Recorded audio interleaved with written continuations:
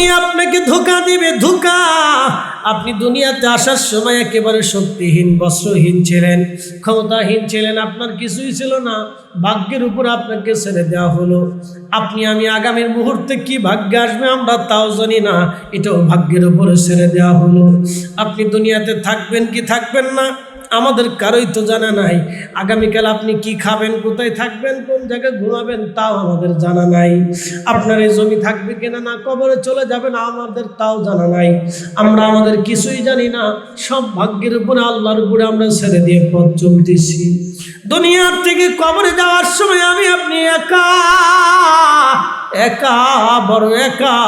ওই কবরে আপন কেউ নাই, বন্ধু কেউ নাই, ওই কবরে প্রিয়জন কেউ নাই। যিনি প্রিয় হবে তিনি রাহমাতুল লিল আলামিন, যিনি আপন হবে তিনি রাহমাতুল লিল আলামিন, যিনি আপনার মহব্বতে আপন হবে তিনি রব্বুল আলামিন। আল্লাহ রব্বুল আলামিন, আমার নবী রাহমাতুল লিল আলামিন, এই দুইজনকে যদি খুশি করে যেতে পারি কবর উজালা হয়ে যাবে। আল্লাহ কবর জান্নাতের বাগান বানাবে, রাউযাতুম মিন রিয়াজিল জান্নাহ আল্লাহ বানায় দিবে। আল কবরু রাউযাতুম মিন রিয়াজিল জান্নাহ, কোন কোন কবর আল্লাহ রওজা বানায় দিবে। আল কবরু হুফরাতুম মিন হুফারিন নার, কোন কোন কবরটাকে আল্লাহ জাহান্নামের টুকরা বানায় দিবে। এই জন্য কবরটাকে যদি জান্নাতের বাগান বানাইতে চান, ইমানে আমলে, ইমানে আমলে, ইমানে আমলের দৌলত নিয়ে কবরে যাওয়া বুদ্ধিমানের কাজ। ইমান আমলের দৌলত নিয়ে কবরে যাওয়া বুদ্ধিমানের কাজ। ইমান আমলের দৌলত নিয়ে কবরে চলে যান বন্ধু, ইমান ও আমলের দৌলত নিয়ে কবরে চলে যান। যেই দৌলতে হযরতে আশিক রাসূল বেলাল রাদিয়াল্লাহু আনহু ঘুমিয়ে গেছেন, যেই দৌলতে হযরত ওয়াসাল কারনী ঘুমাইলেন, অথচ ওয়াসাল কারনী আমাদের একটা অঞ্চলে কর্ণে ঘুমিয়ে গেছেন। তার জীবনের কোনো কৃতিত্ব দুনিয়ার মানুষ দেখে নাই, একটা বই লেখে নাই, কিতাব লেখে নাই।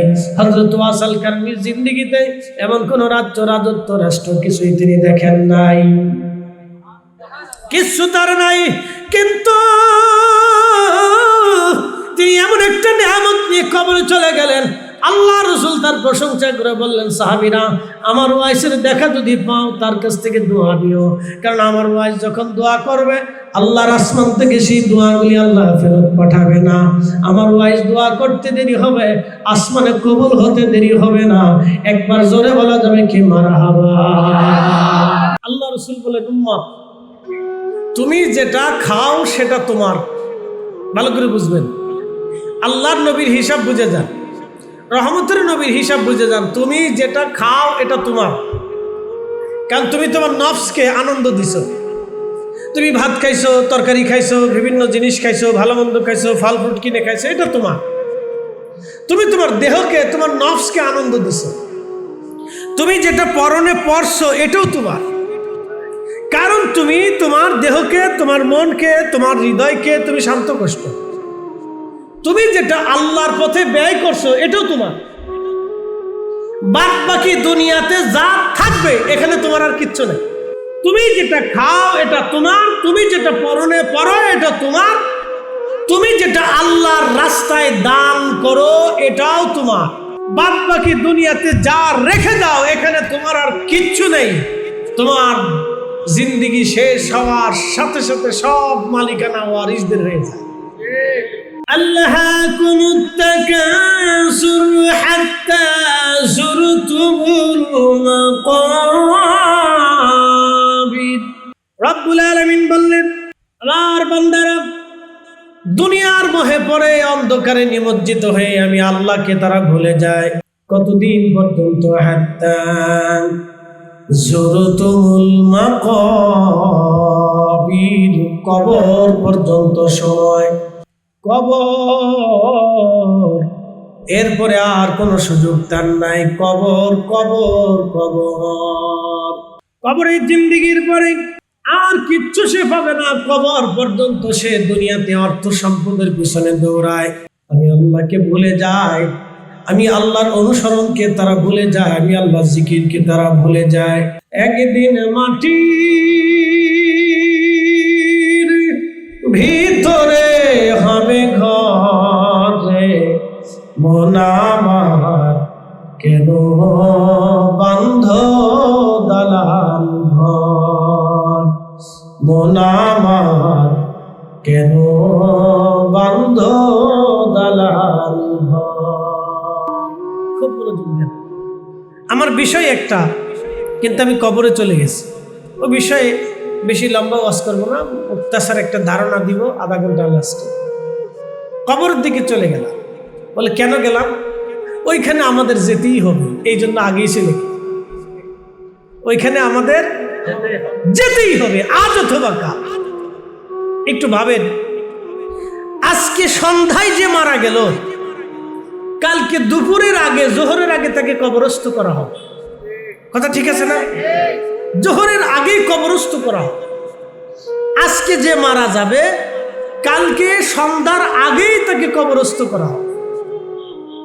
অবশ্যই করবে, প্রেসিডেন্ট হলেও করবে, প্রধানমন্ত্রী হলেও করবে, বিরাট জনপ্রিয় হলেও করবে। বলে বেশি সময় রাখা যাবে না। বলে কেন? লাশের দুর্গন্ধ আসতে পারে, পচে যেতে পারে, সন্ধ্যার আগেই দাফন করতে হবে। সেই জন্য আপনার আমার কবরে দেওয়ার জন্য সবাই প্রস্তুতি, সবাই আমাদের প্রস্তুতি। কেউ বাঁশ কাটবে, কেউ কবর খনন করবে, কেউ আবার কাফনের কাপড় আনতে যাবে। বিভিন্ন জনে বিভিন্নভাবে থাকবে, বিভিন্ন জনে বিভিন্নভাবে আসবে। বন্ধু বান্ধবরা আসবে, আত্মীয় স্বজনরা আসবে, দেখার জন্য আসবে, শেষ বিদায় দেওয়ার জন্য তারা সবাই চলে আসবে। কবরস্থ করার জন্য সবাই রেডি। বৃষ্টি যদি নামে, বৃষ্টির ভিতরে কবরে রেখে আসা হবে। কবরের ভিতরে যদি পানি উঠে, তারপরে কবরে রেখে আসা হবে।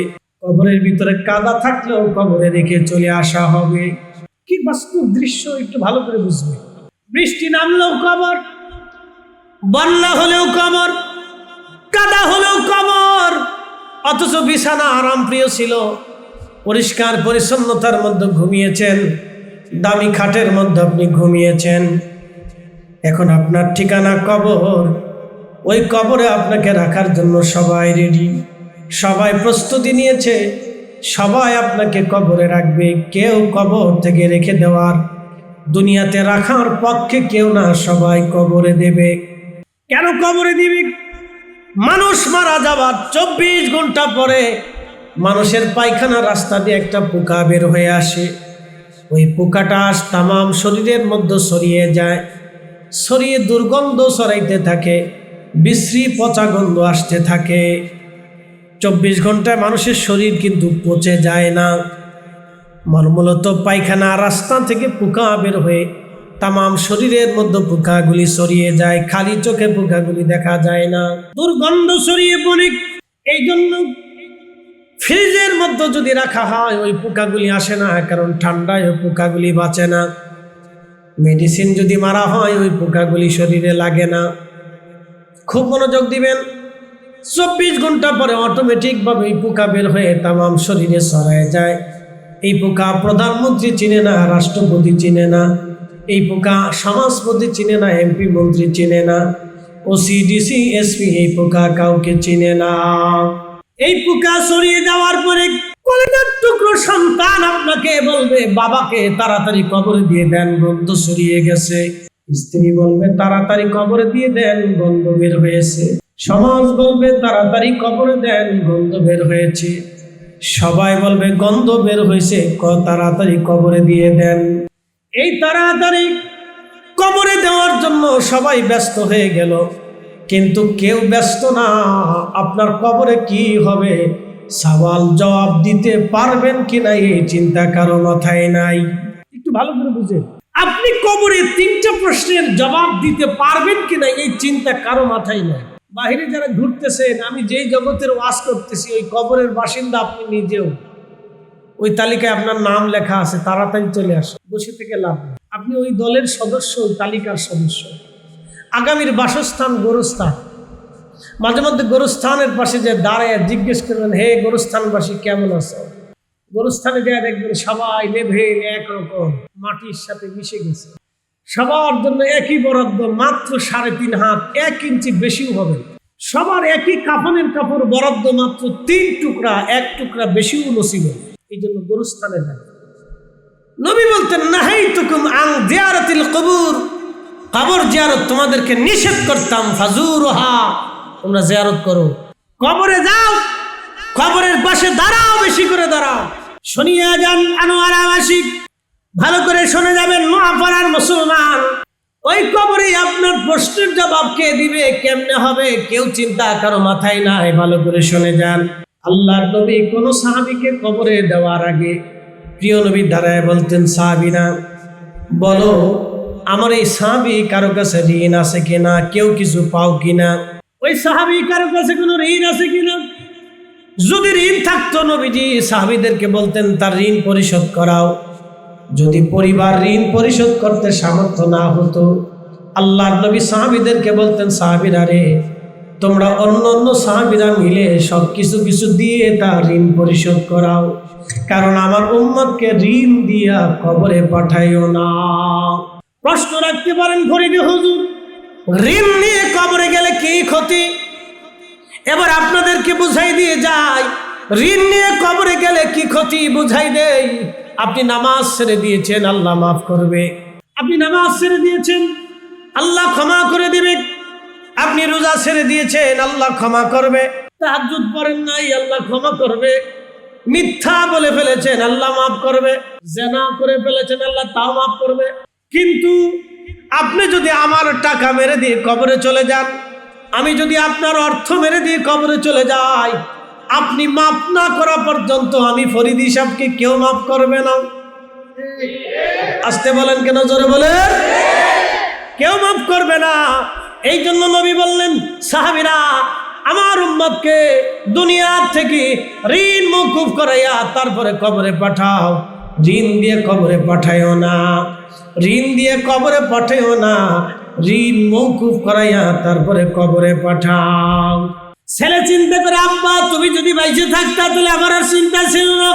হায় হায় বাবা চলে গেল, আমার উপায় কি? মেয়ে কাঁদবে, আব্বা মারা গেল আমার কি হবে? স্ত্রী কাঁদবে, আমার স্বামী মারা গেল, আমি সন্তান নিয়ে কি করব এখন? সবাই নিজের চিন্তায় কাঁদে, কিন্তু এই বান্দার চিন্তায় কেউ কাঁদে না। ও বান্দার চিন্তায় কেউ কাঁদে না। আগামী মুহূর্তেই পরে বান্দার কবরে জিজ্ঞাসা করা হবে, মার রাব্বুকা ওয়া মা দীনুকা মা কুনতা তাকুলু ফি হাক্কি হাযার রাজুল। তিনটা প্রশ্নের জবাব এই বান্দা দিতে পারবে কিনা, এই চিন্তা কারো মাথায় নাই, কারো মাথায় নাই, কারো মাথায় নাই। সবার একই চিন্তা, তাড়াতাড়ি কবর দাও, আমরা জানাজা পরে চলে যাব, আমাদের সময় নাই। সবাই কাজে ব্যস্ত, কারো ব্যবসা আছে, কারো চাকরি আছে, কারো সালিশ দরবার আছে, কারো অমুক তমুক আছে, মিটিং মিছিল আছে, এটা আছে সেটা আছে। সবাই ব্যস্ত হয়ে গেল, কিন্তু আপনাকে আমাকে নিয়ে কেউ ব্যস্ততা নাই। আপনাকে আমাকে আমার আর আপনার ভাগ্যের উপরে ছেড়ে দেওয়া হলো। কিসের উপর ছাড়া হলো? ভাগ্যের উপরে ছেড়ে দেওয়া হয়েছে। ভাগ্য, যাও তোমাকে ভাগ্যের উপরে কবরে ছেড়ে দিলাম, বিসমিল্লাহি ওয়া আলা মিল্লাতি রাসূলিল্লাহ, তোমাকে নবীর দলে কবরে নামাইলাম। কিন্তু দুনিয়াতে সে রসুলের দল কেউ করতো কিনা, এটাই হলো প্রশ্ন। এই আনোয়ারাবাসী বুঝে যাবেন আর শুনে যাবেন, কবরের জিন্দেগিতে তৈরি করে দেওয়া হলো, আপনাকে কবরে নামানো হলো, নিয়ে যাওয়া হলো আপনাকে কবরে। কবরের কাছে নিয়ে যাওয়ার পরে মরহুম বান্দার চিন্তা হলো, এরা আমাকে যারা কবরের ভিতরে দুইজন নামছে এবং কবরের পাশে যারা, এরা বুঝে আমার সাথে যাবে। কবরে যখন দুইজনে নামলো, দুইজনে যখন তাকে কবরে নামাইলো, মরহুমের চিন্তা হয়, বুঝি দুইজন আমার সাথে কবরে থাকবে। এরা বাঁশ দিয়ে যখন কবরের উপরে চলে আসলো, তখন মরহুম বুঝতে পারলো, হায় হায় আমার সাথে কেউ নাই, আমি একা। এই জন্য মনে রাখবেন, দুনিয়াতে আসার সময় আসছিলেন একা, তখন আল্লাহ দুনিয়াতে মা কলিজার ভিতরে দরদ দিয়ে দিল, বাবার কলিজার ভিতরে ভালোবাসা দিয়ে দিল, দাদা দাদির কলিজার ভিতরে আপনার ভালোবাসা দিয়ে দিল, আত্মীয় স্বজনের কলিজার ভিতরে ভালোবাসা দিয়ে দিল, ডাক্তার কবিরাজদের কলিজায় ভালোবাসা দিয়ে দিল, নার্সদের কলিজায় ভালোবাসা দিয়ে দিল, যিনি আয়া ছিলেন তার কলিজায় ভালোবাসা দিয়ে দিল, দুনিয়ার মানুষের কলিজার ভিতরে আপনার প্রতি ভালোবাসা দিয়ে দিল। কারণ সবাই দেখবেন বাচ্চাদেরকে ভালোবাসে। আপনি যখন আসলেন তখন আপনি একা এসেছিলেন, ওই সময় আপনার ভাগ্যের উপরে সবাই আপনাকে ছেড়ে দিল, কারণ আপনার হাত ছিল না, পা ছিল, আপনার হাত ছিল, শক্তি ছিল না, পা ছিল, চলার সক্ষমতা ছিল না, আপনার জীবন জিন্দিগি ছিল কিন্তু ক্ষমতা ছিল না, একা খেতে পারতেন না, চলতে পারতেন না, আপনার বলার ধরার কোনো সক্ষমতা ছিল না। ওই সময় মা নামক একজন সহযোগীকে আল্লাহ আপনার দায়িত্ব দিয়ে দিল। এই জন্য আল্লাহ বলেন রব্বিরহামহুমা কামা রাব্বায়ানি সগীরা। ও গো মা, তুমি এ ধরনের শ্রেষ্ঠ নিয়ামত, তোমারই পদতলে রয়েছে জান্নাত। গো মা, তুমি এ ধরনের শ্রেষ্ঠ নিয়ামত, তোমারই পদতলে রয়েছে জান্নাত। ওই মা নামক নিয়ামত আল্লাহ আমাদেরকে দিলেন। আমার খাওয়া, ঘুম পাড়ানো, পরিচর্যা, পায়খানা, পেশাব সাফ করা, আমার গোসল করা, পরিষ্কার পরিচ্ছন্ন করা, ঘুম পাড়ানো, আদর করা, ঘুম থেকে উঠাইয়া খাওয়ানো, আমার চলাচলতি, কাঁধে পিঠে কোলে করে নিয়ে ঘুরে বেড়ানো, সব দায়িত্ব আল্লাহ মার উপরে দিয়ে দিলেন, বাবার হাতে আল্লাহ দিয়ে দিলেন। এই জন্য আল্লাহ বলেন, হে বান্দা, তোমার বাবা মা মরে যাওয়ার পরে তুমি ওইভাবে দোয়া করো যেইভাবে ছোট্টকালে তোমার বাবা মা তোমাকে লালন পালন করেছিল। তুমি এইভাবে বলো, হে রব, আমার আব্বা আম্মা আমাকে ছোট্টকালে, শিশুকালে যেইভাবে লালন পালন করেছিল আল্লাহ, সেইভাবে আমার আব্বা আম্মাকে কবরের মধ্যে তুমি লালন পালন করো। আমার মা আমাকে দুলিয়ে দুলিয়ে, আমার মা আমাকে চুমায় চুমায়, আমার মা আমাকে আদর করে করে কোলের মধ্যে নিয়ে খাইয়ে খাইয়ে রাতে রাতে আমাকে কোলের মধ্যে ঘুম পাড়িয়ে বড় আদরে চুমায় সোহাগে ভালোবাসা দিয়ে আমার মা আমাকে ছোট্টকালে লালন পালন করেছিল। আমার আব্বা আমাকে কাঁধে করে কোলে করে হেঁটে ঘুরে ঘুরে বেরিয়েছিল, যা চেয়েছিলাম তাই দিয়েছিল, যা চাইতাম বাবা তাই দিত। হে রব, আমার আব্বা আম্মাকে তুমি জান্নাতে ওইভাবে রাখো, দুলিয়ে দুলিয়ে আরামে আরামে তোমার ভালোবাসা দিয়ে, স্নেহ মমতা দিয়ে, তোমার রাজামন্দি সন্তুষ্টি দিয়ে আমার আব্বা আম্মা তোমার কাছে যা চায় তুমি ওইভাবে দিয়ে আমার আব্বা আম্মাকে জান্নাতে লালন পালন করো। রব্বায়ানি সগীরা, এই জন্য আব্বা আম্মাকে রব বলা হয়েছে। আব্বা আম্মা আমাদের লালন পালন করনেওয়ালা, এই জন্য রব। আর আমার আল্লাহ হচ্ছেন সমস্ত মাখলুকের জন্য রব, আর আমার আব্বা আম্মা হলো আমাদের নিজেদের জন্য রব। রব্বিরহামহুমা কামা রাব্বায়ানি সগীরা, রব্বায়ানি সগীরা। আজকে দোয়া পর্যন্ত কারা বন্ধ করে দিল? যারা দোয়া বন্ধ করে দিয়েছে ওরা ইহুদিদের দালাল। হাত উঁচু করে বলেন ঠিক কিনা? যেই সন্তান আপনার কবরের পাশে দাঁড়াবে না, নামাজের পরে রব্বিরহামহুমা কামা রাব্বায়ানি সগীরা বলে যেই সন্তান আপনার জন্য রবের দরবারে হাত বাড়াবে না, তো ওই সন্তান পাইলে লাভ কি? ওরে খাওয়াই লাভ কি? ওরে লেখাপড়া করায় লাভ কি? ওর জিন্দিগিতে আপনার ওর পিছনে পরিশ্রম করে লাভ কি? বলেন কি লাভ? আমাকে দেখা কি লাভ আছে বলে? এই উপস্থিতি হাজির ভালো করে বুঝে যাওয়াটা আমাদের জন্য জরুরি। কবরের জিন্দিগিতে আপনাকে নিয়ে যাওয়া হলো, কবরে নামানো হলো, সব মানুষ চলে আসবে। দেখবেন কিছু মানুষ তখন বলে আমাদের অঞ্চলে আছে, তাড়াতাড়ি চলো, চলে যাও, চলো। বলে কেন চলো? মুনকার নাকির আসবে, প্রশ্ন করবে, সেই জন্য আমরা এখান থেকে চলে যাই। কারণ মানুষ চলে যাওয়ার 40 কদম পরেই মুনকার নাকির আসে, বেশি সময় নেই। মানুষ সরে যাইতে 40 কদম, লাস্ট ব্যক্তি কবর থেকে চলে যাওয়ার 40 কদম দূরে যাওয়ার সাথেই মুনকার নাকির আসে। জিজ্ঞেস করে আমার রাব্বুকা। আহা, জিন্দিগির কি কঠিন পরীক্ষা। উসমান গনি জিন্নুরাইন কবরের পাশে দাঁড়ায় থারথার করে কাঁপতেন। হযরত উসমান গনি জিন্নুরাইন রাদিয়াল্লাহু আনহু কবরের পাশে দাঁড়ায় কাঁদতেন। সাহাবীরা ডাক দিলেন, ইয়া আমিরাল মুমিনিন, কবরের পাশে কেন দাঁড়ায় কাঁদেন? আপনি তো জিন্নুরাইন, 2 নূরের অধিকারী। শুধু এইখানে না, আল্লাহ আপনাকে জান্নাতের সুসংবাদ দিয়েছেন। আপনি আমিরুল মুমিনিন, কেন কাঁদেন? 2টা লকব আপনার আছে, খোলাফায়ে রাশিদ এবং আপনি আশারে মুবাশশারা। আরো একটা মহান লকব, আপনার সাথে নবীজির আত্মীয়তার এক মহান সম্পর্ক। ইয়া আমিরাল মুমিনিন, রসুলের বংশের সাথেও আপনার সম্পর্ক। তারপরেও কবর দেখে কেন কাঁদেন? উসমান গনি জিন্নুরাইন কাঁদতেন আর বলতেন, সাহাবীরা রে, আমি আমার মাসুক নবীর পবিত্র জবান থেকে শুনেছি এই কবর হলো প্রথম ঘাঁটি। এই কবরে 3টা প্রশ্ন করা হবে। মার রাব্বুকা ওয়া দীনুকা মা কুনতা তাকুলু ফি হাক্কি হাযার রাজুল। এই 3টা প্রশ্নের জবাব যদি কেউ দিতে পারে, তার জীবনের আখিরাতের মঞ্জিলগুলি সহজ হয়ে যাবে। আর এই 3টা প্রশ্নের জবাব যদি কেউ দিতে না পারে, তাহলে বাকি মঞ্জিলগুলি তার জন্য কঠিন হয়ে যাবে। আমি উসমান গনি জিন্নুরাইন কাঁদি, কবরের পাশে দাঁড়ায়া কাঁদি জন্যে আমি উসমান যদি 3টা প্রশ্নের জবাব দিতে না পারি, নবীর ইন্তেকালের পরে যদি আমার ভুল হয়ে যায়, আল্লাহ রসুল যদি আমার উপর বেজার হয়ে যায়, আল্লাহ যদি বেজার হয়ে যায়, আমি উসমানের আখিরাতের জিন্দেগি বড় কষ্টময় হবে। সেই জন্য আমি উসমান গনি কবরের পাশে দাঁড়ায় কাঁদি। একবার জোরে বলা যাবে কি মারহাবা? এটা হযরত উসমান গনির তাকওয়া। আনোয়ারাবাসী, হযরত উসমান গনি কবরের পাশে দাঁড়িয়ে কাঁদতেন। এই জন্য কোনো ব্যক্তিকে কবরে দিয়ে আসার পরে তাড়াহুড়া করে কবর থেকে চলে আসবেন না, তাড়াহুড়া করবেন না, কবরের পাশে দাঁড়াবেন, কোরআন শরীফ থেকে তেলাওয়াত করবেন, দুরূদ শরীফ পড়বেন। এরপরে এই কোরআন কবরের পাশে দাঁড়ায়া সালাতু তাসলিম করে মরহুমাদের জন্য কবরের পাশে দাঁড়ায়া হাত তুলে দোয়া করবেন।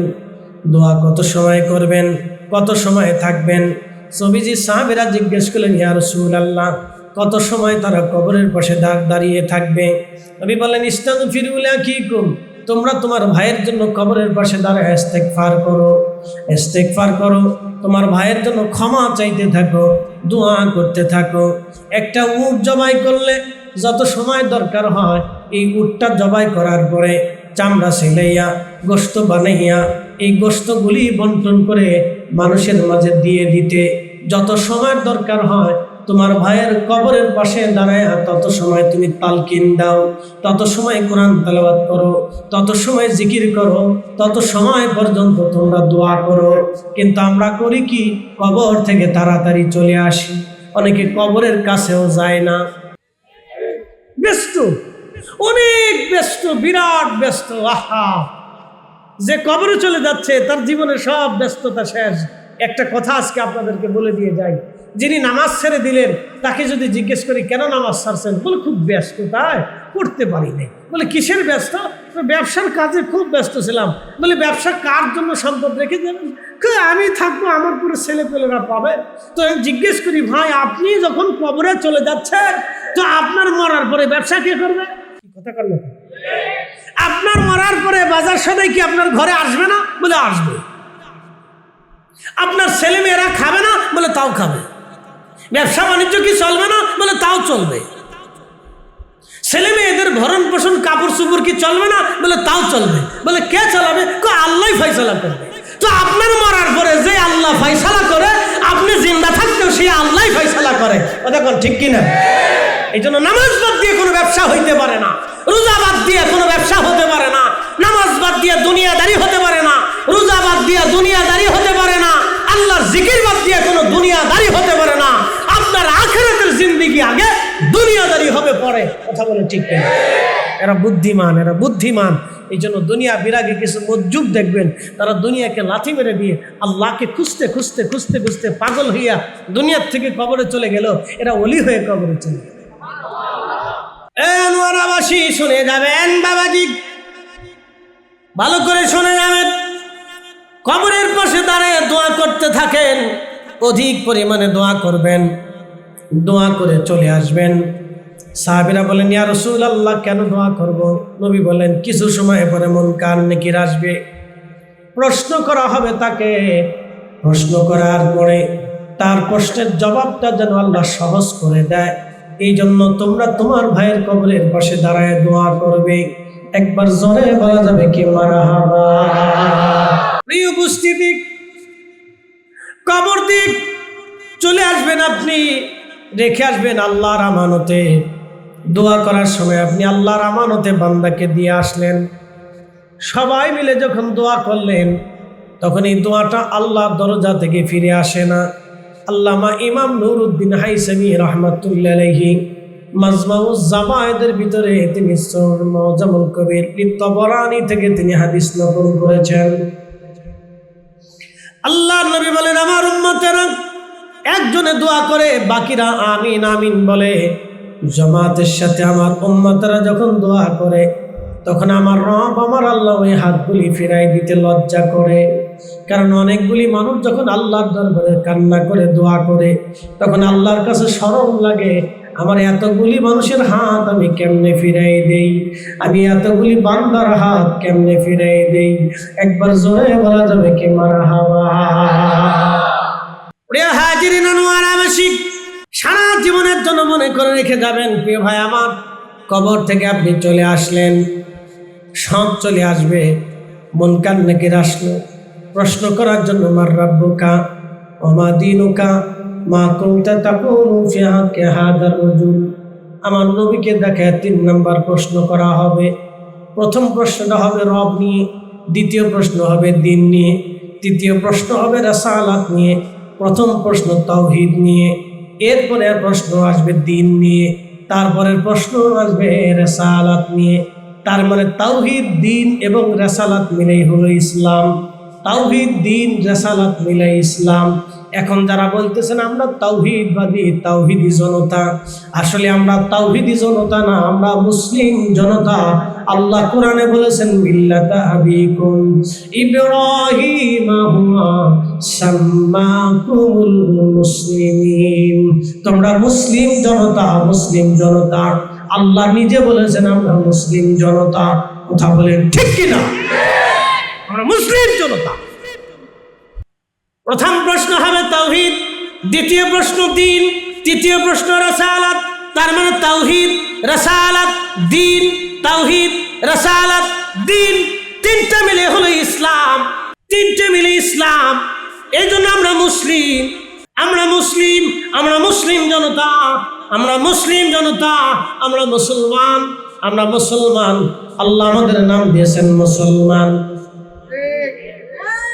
প্রথম প্রশ্ন তাওহীদ, মার রাব্বুকা, তোমার রব কে?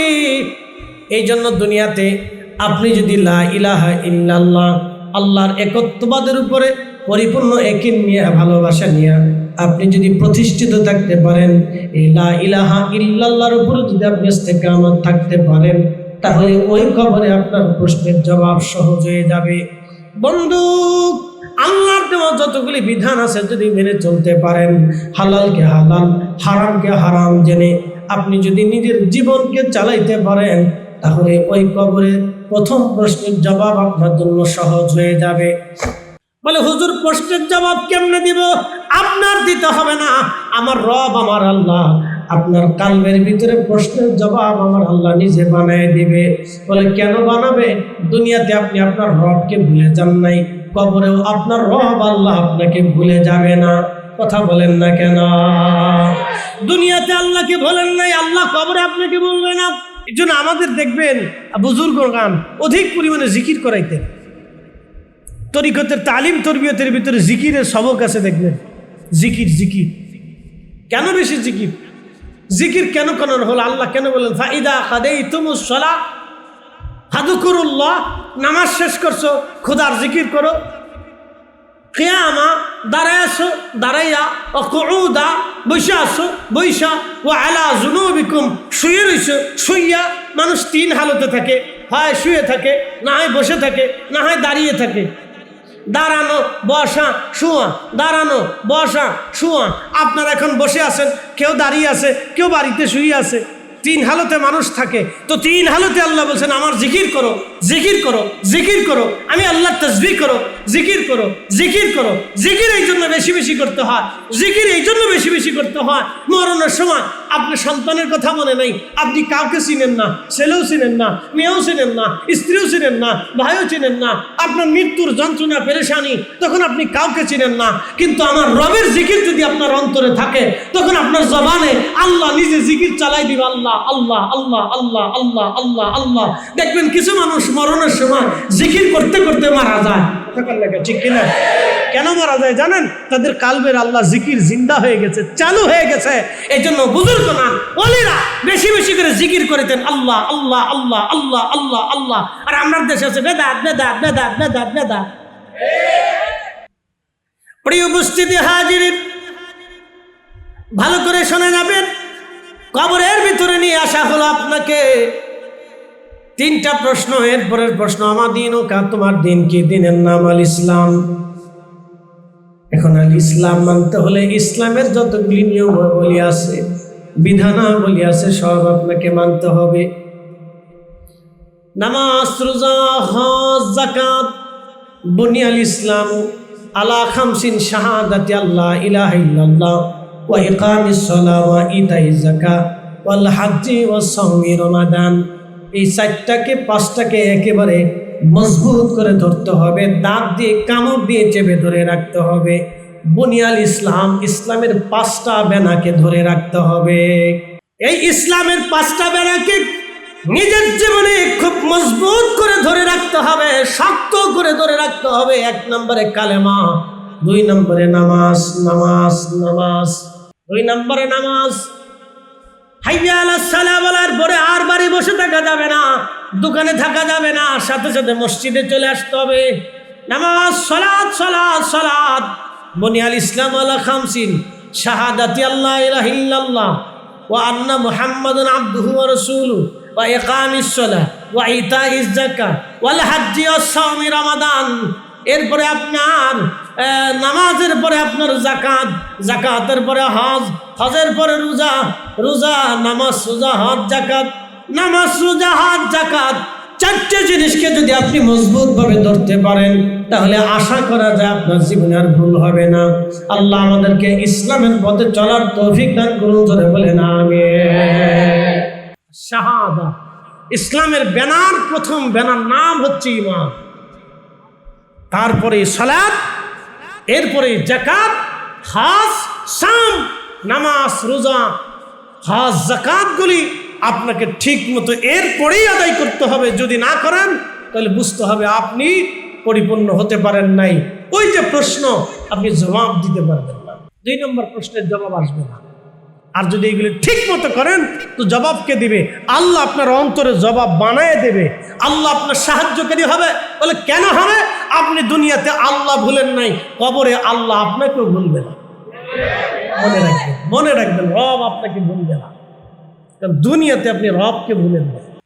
এরপরের অংশ, মা কুনতা তাকুলু ফি হাক্কি হাদার রাজুল। আমার নবীকে কবরের ভিতরে দেখাইয়া উম্মতকে প্রশ্ন করা হবে, এই ব্যক্তি সম্পর্কে তোমার জিন্দেগীর ধারণা কি ছিল? একবারে জায়গা মতো চলে আসছে। ভালো করে শুনে যাবেন, কবরের ভিতরে 3 নম্বর প্রশ্ন আমার নবীকে দেখায় বলা হবে, এ আল্লাহর বান্দা, এই ব্যক্তি সম্পর্কে তোমার জীবনের ধারণা কি ছিল, বিশ্বাস কি ছিল, তুমি বলো। যদি দুনিয়াতে আপনি নবীর গোলামি করতে পারেন, ইশকে রসুলে আপনার কলিজাকে যদি জ্বালিয়ে দিতে পারেন, নবীর সুন্নতে নিজের জিন্দেগি যদি রাঙ্গাইতে পারেন, ওই কবরে রসুল আপনাকে ভুলবে না, ওই কবরে নবী আপনাকে ভুলবে না, ওই কবরে আপনার রব আপনাকে ভুলবে না। বলে কেন ভুলবে না? দুনিয়াতে তুমি আমার নবী ভুলো নাই, কবরেও আমি আল্লাহ তোমাকে ভুলবো না, আমার রসুলও তোমাকে ভুলবে না। এই জন্য দুনিয়ার সব মানুষ পর হয়ে যাবে, কোটি কোটি মানুষ আপনার ডানে বামে থাকবে কবরের আশেপাশে, তাও কাজ হবে না। আত্মীয় স্বজন যাই বলেন না কেন, কবরে কেউ নাই। কবরে 2 জন, রব্বুল আলামিন আর রাহমাতুল লিল আলামিন। রব্বুল আলামিন আর রাহমাতুল লিল আলামিন, ওই কবরে 2 জন আপনার আপন হবে। রব্বুল আলামিন আর রাহমাতুল লিল আলামিন, রব্বুল আলামিন আর রাহমাতুল লিল আলামিন। গোলামি করলে এই 2 জনের গোলামি করতে হবে, ভালোবাসলে 2 জনকে ভালোবাসতে হবে, মানতে হলে এই 2 জনকে মানতে হবে, জীবন দিলেই 2 জনের জন্য জীবন দিতে হবে, দল করলেই 2 জনের দল করতে হবে, মত মানলে আমার নবীর মত মানতে হবে, পক্ষ নিলে আমার রসুলের পক্ষ নিতে হবে। কথা বলেন ঠিক না বেঠে? কবর কবর কবর কবর। দুনিয়াতে আমার রসুল মেনে যান, এসকে রসুল দিয়ে আপনার ইমানকে নুরানি বানিয়ে দেন, নুরানি বানিয়ে দেন, নুরানি বানিয়ে দেন। যদি এসকে রসুল দিয়ে আপনার দিলকে নুরানি বানিয়ে দিতে পারেন, কবরে আপনার নূর আসবে, নূরওয়ালা আসবে। সুবহানাল্লাহ বলা যাবে না? নূরওয়ালা আসবে আপনার কবরে, আর আপনি নূরওয়ালাকে চিনতে পারবেন। আর যদি এশকে রসুল দিয়ে আপনার দিল ইমানকে নূরানি না বানাইতে পারেন, নূরওয়ালা আপনার কবরে আপনি চিনবেন না, নূরওয়ালা চিনবেন না, নূরওয়ালা চিনবেন না। এই জন্য পৃথিবীতে বহু অলিরা দুনিয়ার থেকে চলে যাওয়ার জন্য উদ্গ্রীব হতেন, ব্যস্ত হয়ে যাইতেন। যাওয়ার সময় ঘনিয়ে গেলে তারা আনন্দিত হতেন, আহা দুনিয়ার জঞ্জাল ছেড়ে আমি আমার মালিকের দরবারে রওনা করেছি, দুনিয়ার জঞ্জাল ছেড়ে আমি মালিকের দরবারে রওনা করেছি, আমি আমার মাসুকের দরবারের দিকে চলে যাচ্ছি, দুনিয়ার জঞ্জাল থেকে আমি মুক্ত হয়ে যাচ্ছি। আহা অলিরা খুশি হইতেন, অলিরা আনন্দিত হতেন, দুনিয়ার জঞ্জাল থেকে আমি আমার রবের কাছে চলে যাচ্ছি। আমরা মৃত্যুকে ভয় পাই, অলিরা মৃত্যুকে বরণ করে নিতেন। আমরা মৃত্যুকে ভয় পাই, অলিরা মৃত্যুকে বরণ করে নিতেন। আমরা মৃত্যুকে ভয় পাই, অলিরা মৃত্যুকে বরণ করে নিতেন। আমরা মৃত্যু থেকে বাঁচার জন্য পালাই, আর অলিরা মৃত্যু আসলে খুশি হয়ে যাইতেন।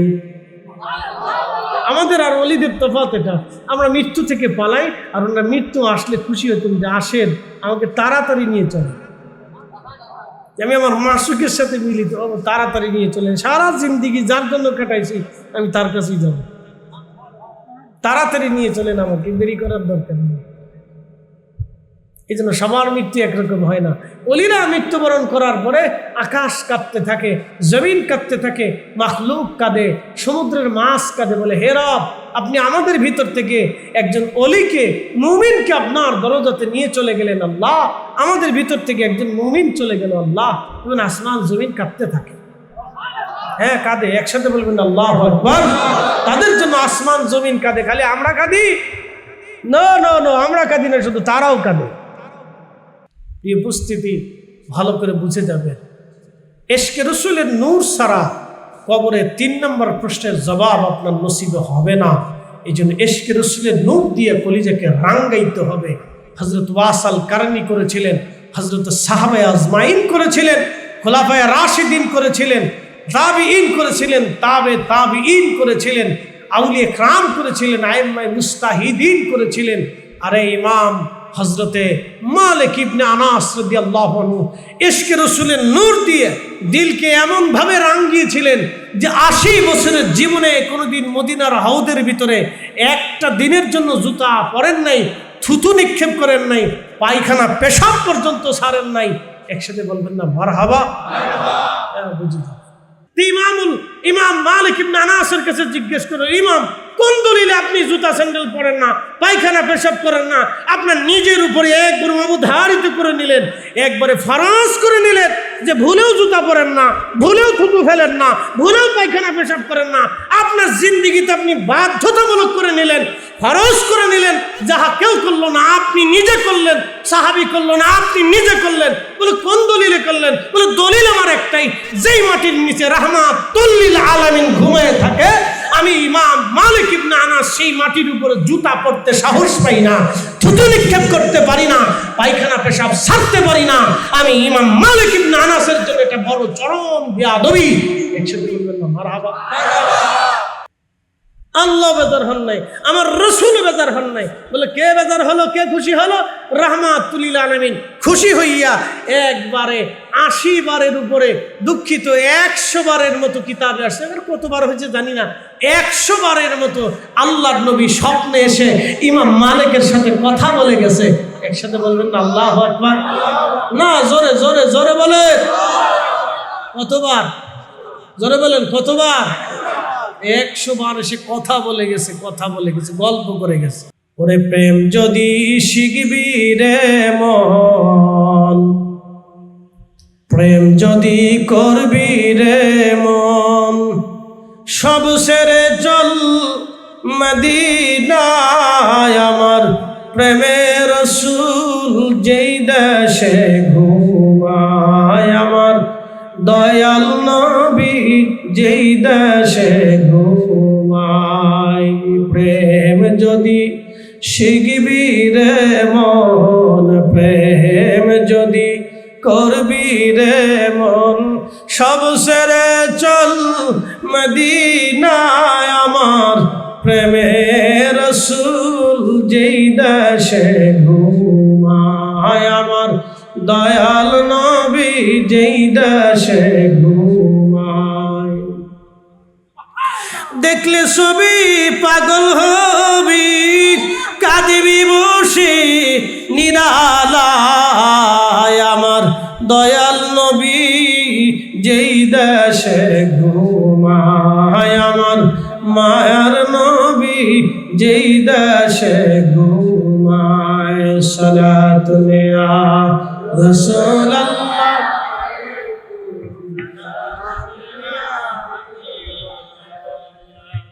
সালাতুন ইয়া রাসূলুল্লাহ, সালামুন ইয়া হাবিবাল্লাহ। এই জন্য কবরের প্রথম রাত আমাদের জন্য সবার জীবন আসবে, কবরের প্রথম রাত আসবে আমাদের জীবনে। এই কবর থেকে আমরা কেউ রক্ষা পেতে পারবো না, প্রথম রাত আমাদের আসবে। আনোয়ারাবাসী, প্রথম রাতটা বড় ভয়াবহ হবে আমার মা বোনেরা, ভালো করে শুনে যাবেন। গহনা দামি সব কিছু আলমারির মধ্যে পড়ে থাকবে, আপনার হাতের গহনাগুলি খুলে খুলে রেখে দেওয়া হবে, আপনার শরীরের গহনাপত্র দামি কাপড়গুলি খুলে খুলে রেখে দেওয়া হবে। এ যুবক, আপনার হাতের দামি ঘড়ি খুলে রেখে দেওয়া হবে, আপনার বসনের সুন্দর পোশাকগুলি খুলে খুলে রেখে দেওয়া হবে। সাদা মার্কিন কাপড় 3 টুকরো কাপড় পরাইয়া নারীদের জন্য 5 টুকরো কাপড় দিয়া কবরে পাঠিয়ে দেওয়া হবে। 3.5 হাত জমিন বরাদ্দ হবে, হাজার হাজার কোটি টাকা ব্যাংকের মধ্যে পড়ে থাকবে, কোনো কাজ হবে না, কোনো ফায়দা হবে না, কোনো লাভ হবে না। আপনার আমার জমি জমা অর্থবিত্ত পড়ে থাকবে, লাভ হবে না। আল্লাহর নবী বললেন, তুমি যেটা খাও এটা তোমার, তুমি যেটা পরনে পরো এটাও তোমার, তুমি যেটা আল্লাহর পথে ব্যয় করে আসো এটাও তোমার, বাদ বাকি দুনিয়াতে যা রেখে আসো এখানে তোমার আর কোনো হাত নাই, তোমার আর কিছু নাই, সব কিছু ওয়ারিসটা ভাগ বাটোয়ারা করে নিয়ে যাবে। এই জন্য কবরের প্রথম রাত আমাদের আসবে, কবরের প্রথম রজনী আমাদের আসবে, কবরের দিন আমাদের আসবে। ওই কবর আমাদের একদিন অবশ্যই আমাদের মাঝে চলে আসবে। প্রিয় আনোয়ারাবাসী, ওই কবর আসার আগে কবরের সামানা জোগাড় করা লাগবে। ওই কবর আসার আগে কবরের জন্য আমাদের কিছু নিয়ামত আমল ঈমান নিয়ে চলে যেতে হবে। আল্লাহ বলেন, আল্লাযীনা আমানু ওয়া কানু ইয়াত্তাকুন, যারা ঈমান নিয়া এবং মুত্তাকি হইয়া আমি রবের দরবারে চলে আসে, লাহুমুল বুশরা ফিদ দুনিয়া, দুনিয়াতে তার জন্য একটা সুসংবাদ থাকবে, ওয়া ফিল আখিরা, আখিরাতেও তার জন্য বিরাট বড় সুসংবাদ থাকবে। এই জন্য দুনিয়া বড় মিথ্যা, দুনিয়া বড় ধোঁকা, দুনিয়া বড় ধোঁকার জায়গা, দুনিয়াটা বড় ধোঁকার জায়গা। দুনিয়া আপনাকে ধোঁকা দিতে থাকবে, দুনিয়া আপনাকে ধোঁকা দিবে, ধোঁকা। আপনি দুনিয়াতে আসার সময় একেবারে শক্তিহীন, বস্ত্রহীন ছিলেন, ক্ষমতাহীন ছিলেন, আপনার কিছুই ছিল না, ভাগ্যের উপর আপনাকে ছেড়ে দেওয়া হলো। আপনি আমি আগামীর মুহূর্তে কি ভাগ্যে আসবে আমরা তাও জানি না, এটাও ভাগ্যের উপরে ছেড়ে দেওয়া হলো। আপনি দুনিয়াতে থাকবেন কি থাকবেন না আমাদের কারোই তো জানা নাই। আগামীকাল আপনি কি খাবেন, কোথায় থাকবেন, কোন জায়গায় ঘুমাবেন তাও আমাদের জানা নাই। আপনার এই জমি থাকবে কিনা, না কবরে চলে যাবেন আমাদের তাও জানা নাই। আমরা আমাদের কিছুই জানি না, সব ভাগ্যের উপরে আল্লাহর উপরে আমরা ছেড়ে দিয়ে পথ চলতেছি। দুনিয়ার থেকে কবরে যাওয়ার সময় আমি আপনি একা একা, বড় একা। ওই কবরে আপন কেউ নাই, বন্ধু কেউ নাই, ওই কবরে প্রিয়জন কেউ নাই। যিনি প্রিয় হবে তিনি রাহমাতুল লিল আলামিন, যিনি আপন হবে তিনি রাহমাতুল লিল আলামিন, যিনি আপনার মহব্বতে আপন হবে তিনি রব্বুল আলামিন। আল্লাহ রাব্বুল আলামিন আমার নবী রাহমাতুল লিল আলামিন এই দুইজনকে যদি খুশি করে যেতে পারি, কবর উজালা হয়ে যাবে। আল্লাহ কবর জান্নাতের বাগান বানাবে, রাউযাতুম মিন রিয়াজিল জান্নাহ আল্লাহ বানায় দিবে। আল কবরু রাউযাতুম মিন রিয়াজিল জান্নাহ, কোন কোন কবর আল্লাহ রওজা বানায় দিবে। আল কবরু হুফরাতুম মিন হুফারিন নার, কোন কোন কবরটাকে আল্লাহ জাহান্নামের টুকরা বানায় দিবে। এই জন্য কবরটাকে যদি জান্নাতের বাগান বানাইতে চান, ইমানে আমলে, ইমানে আমলে, ইমানে আমলের দৌলত নিয়ে কবরে যাওয়া বুদ্ধিমানের কাজ। ইমান আমলের দৌলত নিয়ে কবরে যাওয়া বুদ্ধিমানের কাজ। ইমান আমলের দৌলত নিয়ে কবরে চলে যান বন্ধু, ইমান ও আমলের দৌলত নিয়ে কবরে চলে যান, ইমান ও আমলের দৌলত নিয়ে কবরে চলে যান। যেই দৌলতে হুজুর গাউসে পাক ঘুমিয়ে গেছেন, যে দৌলতে অসংখ্য ওলিরা ঘুমিয়েছেন, যে দৌলতে 12 আউলিয়া 360 আউলিয়া ঘুমিয়ে গেছেন, যে দৌলতে আশিকে রাসূলগণ ঘুমাইছেন, যে দৌলতে ওলামা ফুদালাগণ কবরে ঘুমিয়ে গেছেন, যে দৌলতে কোটি কোটি আশিকে রাসূলগণ কবরে ঘুমিয়ে গেছেন, যেই দৌলতে হযরতে আশিক রাসূল বেলাল রাদিয়াল্লাহু আনহু ঘুমিয়ে গেছেন, যেই দৌলতে হযরত ওয়াসাল কারনী ঘুমাইলেন, অথচ ওয়াসাল কারনী আমাদের একটা অঞ্চলে কর্ণে ঘুমিয়ে গেছেন। তার জীবনের কোনো কৃতিত্ব দুনিয়ার মানুষ দেখে নাই, একটা বই লেখে নাই, কিতাব লেখে নাই। হযরত ওয়াসাল কারনীর জিন্দেগিতে এমন কোন রাজ্য, রাজত্ব, রাষ্ট্র কিছুই তিনি দেখেন নাই, কিছু তার নাই। কিন্তু তিনি এমন একটা নিয়ামত নিয়ে কবরে চলে গেলেন। আল্লাহ রাসূল তার প্রশংসা করে বললেন, সাহাবীরা আমার ওয়াইসের দেখা যদি পাও তার কাছ থেকে দোয়া দিও, কারণ আমার ওয়াইস যখন দোয়া করবে আল্লাহর আসমান থেকে সেই দোয়াগুলি আল্লাহ ফেরত পাঠাবে না। আমার ওয়াইস দোয়া করতে দেরি হবে, আসমানে কবুল হতে দেরি হবে না। একবার জোরে বলা যাবে কি মারহাবা।